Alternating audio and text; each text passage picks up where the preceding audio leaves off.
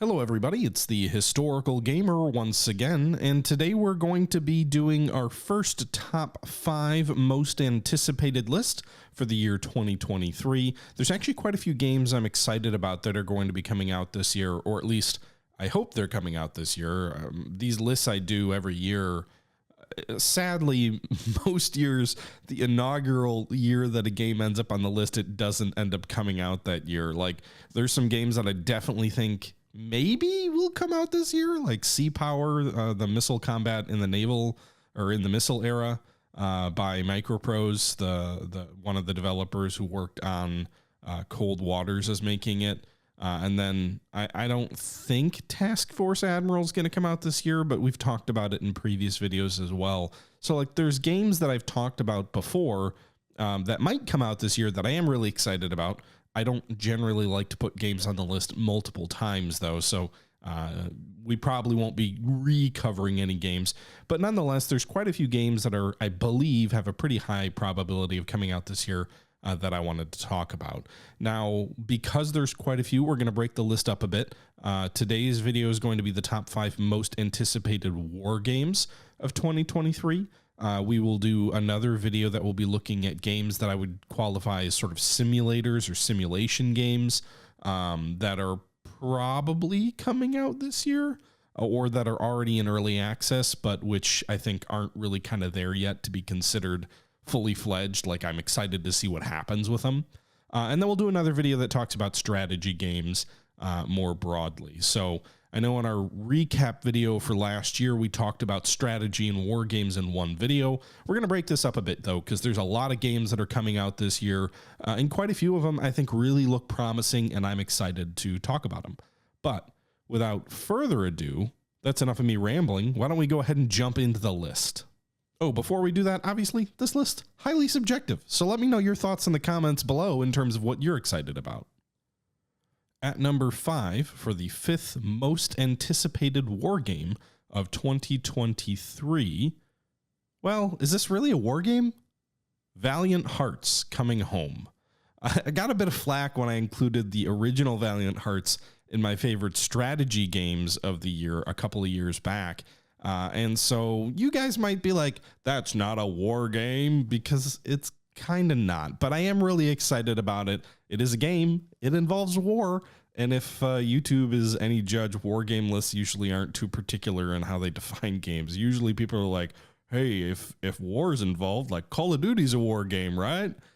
Which obviously, no, it's not. But Valiant Hearts is a game I'm really excited about. Valiant Hearts Coming Home. It's Valiant Hearts 2.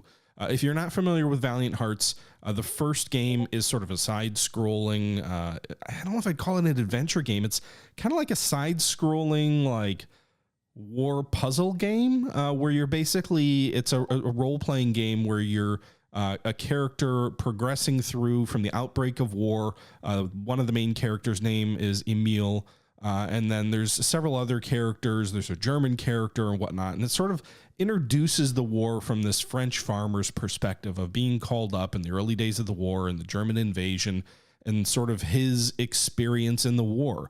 And it's a really cool game style because it has these little nuggets or Easter eggs that are situated through all of these different maps that you uncover and that sort of tell the story of World War I.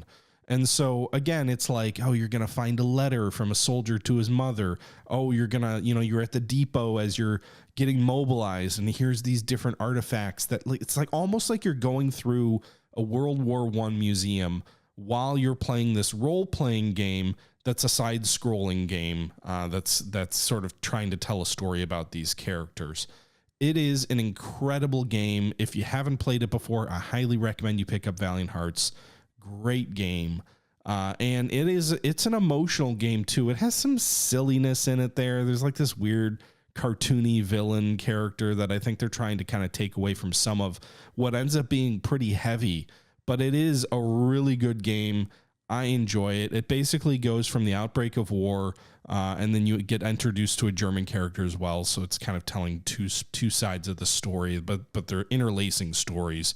And you start at the outbreak of the war when Emil gets mustered into his regiment, And then you go through like the Battle of the Frontiers, you go through the Battle of the Marne, you go all the way through from 1914 to 1917, and the game ends with the Nivelle offensive in 1917 from the French point of view. And that's what the game covers. And at the very end of the game, it hints at a sequel. You know, it shows this thing of American soldiers coming across the ocean, because the Nivelle offensive is in 1917. That's when the United States enters the war. One of the characters is sort of an American expat who's in France, who ends up sort of volunteering and fighting with the French. And there's sort of a tie back, I think, to like his brother, who's probably in the next game as well, I would guess. But it is just a great game, and I definitely recommend it if you haven't played it before. And Valiant Hearts Coming Home is supposed to come out early in 2023, so that should be soon. Now, I have some reservations. We haven't seen much in the way of the game. Obviously, it's going to be about the conclusion of the war, 1917 to 1918. There's 4 different characters, I believe, main characters, who have different stories to tell. I assume it's going to follow the same vein of the original Valiant Hearts. The art style looks the same. It's probably going to be the same sort of side-scrolling type of a game. I have some reservations because in the announcement, which was made at the Game Awards, whatever thing event, where they kind of had a trailer before the event, it's a Netflix game. It's a Netflix exclusive game. And so that's what's tempering my excitement. The game is going to be released in the Netflix app for Netflix subscribers, and it can be played on tablets and phones. So I've got like an HDMI hookup where I can capture that and maybe even stream it. I don't know. I'll have to figure out like how to share that on the channel. But I've never done that before. Well, I have done a couple of mobile games. I think Legion from Slytherin I did on my iPad years and years ago. But I think the bigger question is like, what's a Netflix gaming experience going to look like? Like, how's that going to unfold? I don't know if they signed it to kind of go along with the new All Quiet on the Western Front that they created. I don't know. That's a weird choice. I'm a little bit uneasy about it. It's like, and I don't love that it's a mobile game. Valiant Hearts was available on mobile for what it's worth, but it never felt like a mobile game when you played the original. It was like a PC game at heart, and, you know, it was converted over to mobile, but it wasn't built as a mobile game. The fact that Valiant Hearts Coming Home, or Valiant Hearts 2, is going to be a mobile game in the Netflix app just raises a lot of questions for me. I love the original, and that's why I'm excited about this one, but yeah. Anyway, the footage you're seeing is sort of a mix of the trailer that they shared and then also some original Valiant Hearts footage that I've got as well. But I'm excited about it. I'm curious to hear your guys' thoughts, and that's probably enough for the number 5 game on my list. So let's go ahead and take a look at number 4. But before we get to that, just a reminder, number 5, most anticipated, I'm using quotes, you can't see me, war game of 2023, Valiant Hearts Coming Home. At number 4 on my list is Rule the Waves 3, a game that is now going to be published by Slytherin and Matrix Games. Previously, they had been sold on NWS, or Naval Warfare Simulations website, which is kind of like I don't know, like a back alley store. Sounds like you're trying to insult the guys over there, which is not exactly what I mean, but it's not like a super well-known store outside of folks who are already well engrossed in the naval warfare simulation sort of games. So it's pretty exciting that Rule the Waves 3 is going to be coming to Slytherin and Matrix, primarily because it means it's also going to be going on Steam, at least from what I've seen. I'm not sure if that's been officially confirmed or whatnot, but it should expose the game to a much wider audience than was previously the case. Now, Rule the Waves 3 originally started out as an expansion for Rule the Waves 2. The focus was, hey, we want to add more nations so that you can have up to 8 nations playing at a time. I think previous it was like 5 or 6. Additionally, in the past, well, actually, let's take a step back. What is Rule the Waves? Because you may not be familiar with it. Rule the Waves is I like to call it out-of-the-park baseball for naval warfare and ship design. Basically, your role is the Secretary of a Navy during the era of dreadnoughts, essentially. So in Rule the Waves 1 and Rule the Waves 2, the game goes from, I want to say, 1900, and Rule the Waves 2 goes into World War II. So it's kind of like 1900 all the way into the early 40s in terms of like how the tech really works. Actually, late 40s. In Rule the Waves 1, the game ended kind of in the early 20s. Rule the Waves 2 extended that out to the 40s. Rule the Waves 2 added aircraft carriers, as you would expect. And in this game, you're the Secretary of a Navy. Your goal is to build up a fleet. And then when things happen and your country goes to war, you get to fight those wars. Now, the game includes things like designing warships, which is really the core of this game. And it's a lot of fun. I mean, this is not a high fidelity game. It's not a 3D game like something like Ultimate Admiral. But Ultimate Admiral was, I assume, inspired by Rule the Waves because it was a pretty successful game for being kind of hidden a little bit from sort of the mainstream. There was a lot of talk about how it was very successful when Rule the Waves 1 came out, how, there were some figures that were shared that were, I assume, fairly impressive for naval warfare simulations sales. And so, it was a successful game. In many ways, it's kind of like an Excel spreadsheet type game. That's why I kind of use the out of the park baseball reference when you're looking at managing your fleets and whatnot. The ship designer is fairly basic. It looks like something, if you're familiar with this type of stuff, that would have been out of a program like Spring Sharp where you design ships, but there's a lot of detail behind it. So it's not a game that goes hardcore into showing you the 3D aspects, but it is a game that goes hardcore into the detail of designing your ships. Is it going to be a low freeboard ship? How many turrets are you going to have? What are the calibers on those turrets? Are you going to have primary, secondary, main guns? Are you going to have tertiary guns? Are you going to have torpedo tubes? You could even, there's kind of a basic designer in terms of the layout of your ship, although I'm not sure if the layout matters or not. And it's a very detailed game in that sense. You're the Secretary of the Navy, so you have to manage budgets and you have to, keep those ships built so that by the time a war comes, you're ready. And there's sort of random events that drive a lot of this stuff, like tensions randomly or sort of by some method gradually go up through the course of time. And then there could be different events that pop up and they can influence the tensions. So there might be a confrontation with a neutral ship on the high seas that leads to a crisis of some sort. Or, you might be asked by a press group if you want to insult another nation or whatnot, kind of events that Kaiser Wilhelm would have caused problems with. But that's the idea behind the game. Rule the Waves 3 is, as I said, it's going to add more countries. So previously the nation set was limited.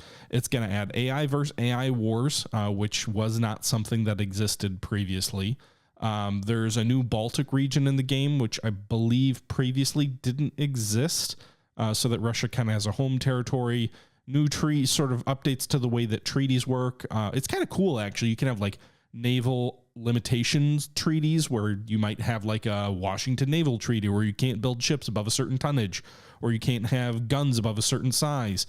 And those can cause all the ships that you're building, if they don't follow the treaty, those could all get scrapped. And so it's a really interesting game in that sense. Delays based on technology for moving units around. Submarines are now sort of, before they were abstracted, now they're actually able to be moved on the strategic map. Some additional enhancements to damage control. There's a lot more here. Also, they're modifying how your fleet is sort of organized. So enhancements to the orders of battle. You can have different divisions within your fleet and create divisions to organize your ships. I think this is going to be really important because one of the major drawbacks of Rule the Waves 2 and 1 was how ships that were picked for battle were largely random. So you would assign fleets to different sectors in the world, and then the game just kind of automatically looked at, all right, what ships are active here? What are their mission? I'm going to randomly draw a battle based on these ships and go against what the enemy ships are. There was no ability to control your order of battle. So it might take one battleship and one cruiser and two destroyers or five destroyers. It might create a division for the sake of that battle, but there was no real seeming logic that the player could understand to be well, I had 6 battleships there. Why did only one of them go to war? You'd think they'd operate in a division and they'd operate together, and it's kind of a little weird. And a little bit frustrating. I'm the Secretary of the Navy, but I can't really control which ships are going to battle. And so they've got a new division system where you can kind of customize your order of battle in your fleets. So I'm assuming or hoping that has a direct influence on what battles are what ships are assigned to the battles. And the little write-up, there's like a 10-page PDF that kind of talks about this. So that'll be cool. I did a whole video on this, guys. Like, I don't want to make this whole video about Rule the Waves 3. It's a really interesting game. There's some footage here from Rule the Waves 2 that you're looking at. I'll link it in the description to the Rule the Waves 3 sort of announcement where I talk a little bit more about this. Enhancements to AI fighting. I believe there's officers now in the new one. The game is going to start in 1890. You can start as early as 1890, so they're pushing the start date out. So it's kind of the very beginning of the pre-Dreadnought era before it was the end of the pre-Dreadnought era, if you're familiar with any of this and this means anything to you. So it's going to start kind of at the start of the pre-Dreadnought era, end of the Ironclad era in 1890, and it's going to go all the way to 1970. So that means, like, it's not just prop carriers, it's jet aircraft, it's super carriers. I'm curious how that'll all work. I wasn't a huge fan with how Air War worked in Rule the Waves 2, but again, we'll see if they make any enhancements there. But yeah, there's a lot of stuff. So helicopters, torpedo bombers, rocket assisted torpedoes, missiles are obviously going to be a big thing going into the 1970s. New types of engines, ships aging is enhanced. Like, there's a whole bunch of stuff, guys. Like, again, it's like a 10-page PowerPoint that goes over everything they're working on. I'm hoping that the R&D is a little bit more customizable, but we'll see, because there's this whole side of the game as well where you're managing research and development of different technologies and budgets, managing espionage to try and see if you can steal technologies. You can have alliances with other countries, and that can influence technology access. Sometimes countries will ask to buy your technologies. There's a whole bunch of stuff in Rule the Waves, guys. It's a great game. It's a minimalistic game in some ways. Fighting the tactical battles, not as sexy as some other games, but still, actually, I think the battle system might actually be, like, for all the visual limitations, I think, excluding my reservations around the way that Air War works, I think at least for the age of guns, I think it's better than Ultimate Admiral. It doesn't look better. Like, you don't have the 3D sexiness, but I think the mechanics for controlling your ships are better. I think the way the time scales work is better. I think understanding what's going on and why is better. It feels less arcadey. It feels more wargamey. I don't know. I'm just a big fan of Rule the Waves. That's probably longer than we need to spend on this for this video. But Rule the Waves 3 is number 4 on my most anticipated list of 2023. And with that being said, let's move on to the next one. At number 3 on my most anticipated war games of 2023 is Company of Heroes 3. It's number 3 on my list, and it's the third game in the series. It's made by Relic Entertainment, and it is published by Sega. It's supposed to come out on February 23rd, according to the Steam page. So a lot of these games, I think, are supposed to come out in the early part of the year. I think Rule of Waves 3, at least last I had seen, was in the first half of the year. Valiant Hearts is supposed to be Q1, and Company of Heroes 3 is supposed to be Q1. So a lot of early releases this year on this list. But Company of Heroes 3 is a real-time strategy game. It's an RTS. It is I guess it's more of like a tactical war game in sort of like, yes, it's an RTS, but it's small unit actions, fighting on maps, higher fidelity than a lot of games that we usually see on this game or on this list. I don't actually, although that may not be true this year, I don't, have any experience with the Company of Heroes games. They've been something that a lot of people have said, like, hey, you should check this out. And they seem to be more mainstreamy kind of war games. A lot of focus around like multiplayer and things like that. A lot of attention to sort of visuals in a way that a lot of the games that I play on this channel sometimes are and sometimes aren't. But it's an RTS that takes place in World War II. And tactics and moving units around maps to take maps are important. Again, I don't have a lot of experience. I don't have a lot to say. It is taking place in the Mediterranean. So that'll be a new theater for the series. It does have a dynamic campaign map, or so they say. It delivers full sandbox style gameplay, allowing players to command the overall war effort and experience unprecedented levels of realism.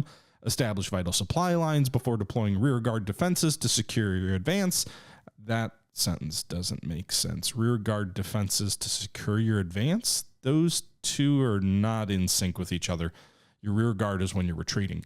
Probably would be more of the vanguard or, scouting units or something. Anyway, launch air and naval strikes to weaken, scatter enemy forces or liberate a nearby town. Developing partisan networks, choose your forces and upgrades, veteran companies. So it's going to be like you're going to fight with units. They're going to gain experience. They're going to become veterans. You obviously don't want to lose those troops. There's going to sort of be persistent units carry over from battles. And a heavy focus on tactics. Now, what I will say is, from what I've seen with the game, I do have a few reservations. The scale seems a little wonky. Units seem really large for the map size that are on there. So, I think that's just an element of this series, is what I've been told from folks I've talked to. But I'm interested in seeing this thing. I mean, Company of Heroes, like I said, it's a very well-renowned franchise. The last game, obviously, Company of Heroes 2. Was looking at, was that the Eastern Front? Yeah, it was the Eastern Front, and then they had a DLC which added the Western Front. But I mean, Company of Heroes 2 had 59,000 reviews on Steam. So this is a mainstream game. This is a very popular series, and I'm curious to see what it's all about. So I don't have a lot else to say about this game, guys. It's new to me. I haven't played it a ton. A little bit of Company Heroes 2. So it'll be cool to check out. I know they've done a couple of demos and previews at different times of the game under development. We'll see how it plays out when it does come out. But that is number 3 on my list. It is Company of Heroes 3 by Relic Entertainment, and it will be published by Sega. At number 2 on my list is Ultimate General American Revolution by Game Labs. This is the newest of the Ultimate General games, a series that I have featured extensively on this channel. This game hasn't gotten a lot of press yet. I know History Guy Gaming, then he changed his name to Logging Through History Gaming or something along those lines, did a video about it when some folks found the website for this game. And that is kind of all they've really said about it since then. He made his video, he talked about it, but the reason I'm putting it on my list this year, because my game lists are never accurate. I put sea power missile combat or naval combat in the Missile Age on my list 2 years ago, I want to say, when that game was first announced. And it would be on my list again this year. It's a Microprose game. If I had any information about it coming out this year, but I don't, and I didn't last year. And so I don't like to put games on the list that linger year after year after year. But Ultimate General American Revolution, they sort of had this website out there. It was discovered by people. They talked about it. And then we kind of went into a media silence type deal. So I wouldn't have put it on the list, except, and this may not be super well known, I've got a couple of screenshots in here from the Discord, but on the Ultimate Admiral Age of Sail game, which I think they are taking a lot of for Ultimate General American Revolution, because they're the same time frame, and I'm pretty sure they're using the same developer team as well, or at least the same designer, based on what little information we know so far. Age of Sail has some land combat. It's not the focus of the game, but it's there.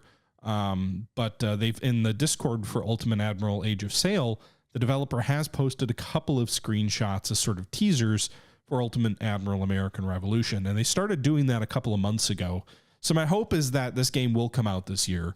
We don't know a lot other than, I guess we know a fair amount. This is going to be a real-time game, so you fight battles in real time. There's a global map, which is new for Ultimate Admiral. Ultimate General. Previously, all the Ultimate General games, Gettysburg was just hey, these are scenarios within the Battle of Gettysburg. You're fighting on this ridge, you're fighting on that ridge, whatever. In Ultimate General Civil War, it was these are specific scenarios, specific battles that are loosely scripted that you bring your forces to based on your own force structure.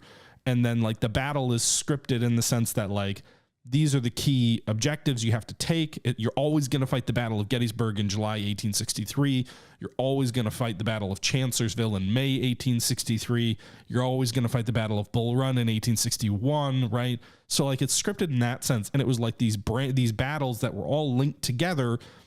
The only dynamic aspect of the game was you managing your army. So you had to raise regiments, you had to equip regiments with weapons, you had to equip regiments with reinforcements or replacements, and you had to add new units over time and whatnot. And that was the only dynamic element of the game. The battles were all predetermined. But there were some optional ones as well. But with and that was true with Ultimate Admiral Age of Sail. Ultimate Admiral Age of Sail, there was no real-time map. It was set scenarios. You could skip certain ones. You had to build your fleet. You had to manage your Marines. But it was all following that Ultimate General Civil War approach. Ultimate Admiral Dreadnoughts is going a different direction. I haven't actually played the campaign on that game yet, but yeah. But with Ultimate General American Revolution, they're saying it's a real-time map, a global map for the Americas, I guess. You move units around that map, and then when two armies collide, you fight a tactical battle in more fidelity, more zoomed in than what you see in Ultimate Admiral Age of Sail.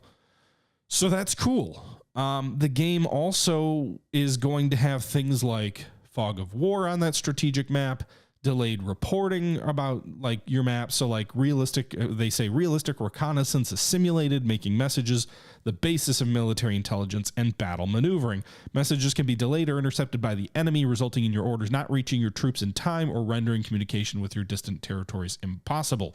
So this seems to be sort of a mix of what you see in games like Scourge of War, which I think did it first, at least well. And then Grand Tactician, where like you issue orders to your units, but then a courier's got to ride there and they can be intercepted and your orders can be delayed.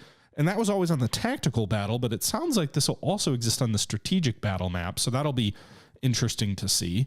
Additionally, supply lines are really important. Obviously, you have to supply your troops with weapons. It's interesting that they're going to have an ammunition supply element to this as well. So like in Ultimate General Civil War, ammunition wagons existed and you could deplete them, but there was no sense of like, I need to pay for more ammunition after each battle. Seems like supplies are going to be something that you have to build up and maintain over time. I'm a little uneasy about the idea of like, you have to invest and upgrade your military infrastructure. That seems a little bit odd. So it's going to be like, I guess, a little bit like Total War, and like there will be some strategic things you've got to invest in on the strategic map for when units fight, and then obviously you fight your battles on the tactical map. You're still going to have to recruit units. The recruitment pool is going to be influenced by like how well your troops perform, how you fight, those things, which makes sense for a American Revolution game. Public support ebbed and waned and jumped back in that war based on results. But yeah, you manage military infrastructure, you manage your agriculture infrastructure, you manage ammunition and weapons production, upgrading weapons. Apparently there's a naval aspect to this as well, like Age of Sail. So you need to kind of have a navy that you build up a little bit. So yeah, but I mean, this is focusing on the American Revolution, strategic map, moving units around, fighting battles on tactical battlefields with real time. And they've provided 3 or 4 screenshots in the Ultimate Admiral Age of Sail Discord, which I've shared here in this video as well. So I'm hopeful that it comes out this year. That's number 2 on my list, Ultimate General American Revolution by Game Labs. And without further ado, the most anticipated war game for me that is slated to come out in 2023, The Great War Western Front. This is a game that is being developed by Petroglyph Games and published by Frontier Foundry, and it is a really exciting looking game. We will see how the execution is, but the theory behind this game is it is a game that has a strategic map of France and Northern Europe in 1914, and it allows you to fight the First World War on the Western Front. You have different sectors of the front with units and manpower and equipment that you assign to each of the sectors along the trench lines. And when two sides clash, when one side attacks or whatnot, then you end up having a battle. And then you fight a battle on the tactical map. Additionally, I believe there are 6 historical battles as well, where if you don't want to do the whole big campaign thing, you can just jump in and say refight the Battle of the Marne or the Battle of Passchendaele or whatever battles are going to be included. I haven't seen a list that says what all the historical battles are, but this is a really exciting looking game. The concept on the strategic map is you're kind of the commander of that theater, of that front, and you have to assign resources, you have to assign manpower, you have to allocate budgets for like research and development to develop things like different weapons, like chemical weapons or other things like that. And then depending on how those resources are allocated, that'll factor into your tactical battles. Or if you fight a historical battle, then those are sort of predefined based on that particular battle. This is a game that when I first saw it, was kind of like, oh, that looks kind of interesting. That looks kind of cool or whatnot. And then I got a chance back in November, I think it was, to actually play the game for a bit. They invited a couple of different content creators and whatnot to do kind of like a digital version of like a convention and like get hands on some of their games. And one of those was the Great War Western Front. And when I played that, I only got to play the tactical battle of Second Passchendaele, and I only got to play it for like an hour. So like I can't review the game. It was obviously not complete yet. But what I will say is I was very, very impressed. I went from being like, oh, this is kind of cool, to being like, damn, they nailed a lot of this. Like, and I'll just kind of give you, and you've got footage of not my gameplay, but from the battle that they provided as sort of B-roll. And as I was fighting that game, like I remember I was like, all right, well, my troops are in trenches. These trenches look pretty cool. It's pretty neat. I shared some of the screenshots with a friend who is a World War I expert, and he's like, wow, they really nailed like the look and vibe of those trenches with, you know, the way the trenches sort of weave and whatnot, and sort of how you use different parts of the trench to enfilade and advance in another part of the trench. And you've got strong posts with machine guns and whatnot with enfilading fire, overlapping fire to kind of like help the defenses. And so, you know, I was looking at the map. I'm like, all right, how am I going to play this? How am I going to advance? And it's just, whatever, just over the top and go, boys. Everybody dies. Oh, okay. So then I'm like, all right, well, what do I do now? And so it's like, well, I've got artillery. I can call in artillery strikes. All right, well, there's 2 different artillery options in this particular battle, because I don't think chemical weapons were unlocked yet at that fight. And it's like, well, you can have a concentrated barrage on one spot of the front, or you can do a rolling barrage. The concentrated barrage is going to like destroy that part of the front potentially. So if there's like enemy machine gun nests, you might want to use the concentrated barrage there. But if your troops advance across no man's land with no cover, they're all going to die. And so what you end up doing is you end up mixing and matching your artillery barrage. Some of your guns are assigned to specific strong points that you want to weaken to support your advance. Make sure you don't forget about the flanks where the enemy may fire into you, even if you hit the front well. And then you use your rolling barrage to cover your troops as they advance. Because what the rolling barrage does is it lays a line of fire, like a straight line of artillery shells all land in one line. Then they advance a few yards and land another round of shells.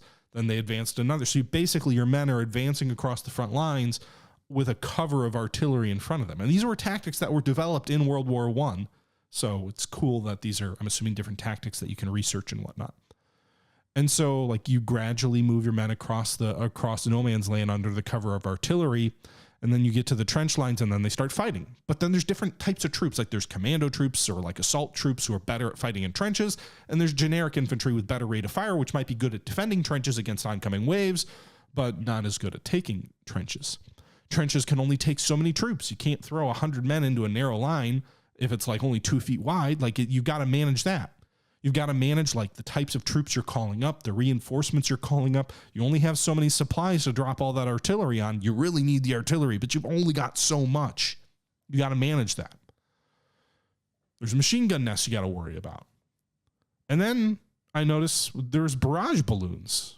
So what happens if I put it down? Oh, my line of sight gets way worse. So you've got these observation balloons basically that can be lowered so they're protected and aren't able to be destroyed, or raised. When they're raised, your line of sight gets pushed further out into the enemy lines, enemy trenches. But when they're raised, they can be shot down by enemy fighters. But then you can use your own fighters to protect those balloons. And so like the tactical elements of this game, and again, I only got an hour into this, and I was just blown away. I was like, wow, this is fucking amazing. I entered that playthrough session thinking this would be a cool game that I'm mildly interested in. And then I ended up playing it and I was like, this is fucking awesome. And again, alpha version, not done yet. preview version that the developers provided. So all that curated experience, but they got the reaction out of me. I'm sure they were hoping. And so I'm really excited about this game. And I haven't even had a chance to experience the strategic layer, right? Like, I don't know how R&D works. I don't know if they do a good job of meshing like the strategic layer on with the tactical layer, but I can say everything I've seen about this game is impressive. Petroglyph have a long history of making impressive games. You know, they're a storied developer. I want to say way back when they made the original Star Wars Empire at War, I think. They also made the remakes for the Command and Conquer. I believe some of the different individuals involved with the company actually were at Westwood when they made the original Command and Conquer, and then they're involved in obviously the remaster. So like this is a studio with a long and storied history in RTSs. And when I played this, I was like, this is a war game. This isn't just a generic RTS. This isn't just, you know, whatever. It feels authentic. It feels accurate to World War I, and it looks beautiful. You know, you can zoom in and out on the tactical map. I believe like what I've seen from some of the trailers that they provided as well, like there's elements of building trench lines, you know, crafting your own front line to make a good defensive line, a whole bunch of other things that are really exciting. So it's supposed to come out this year. And yeah, I mean, I don't want to rave too much about this. Like I probably should have, I wanted to make like a whole video just on this game too, to like show it off, the footage they shared to me and kind of talk about it.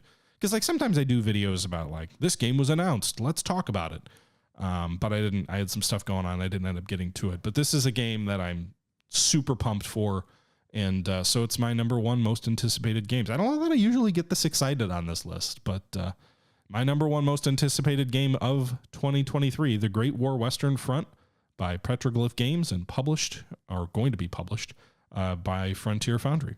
Let me know what games you guys are excited about. What do you want to see me play this year? What do you want to play this year?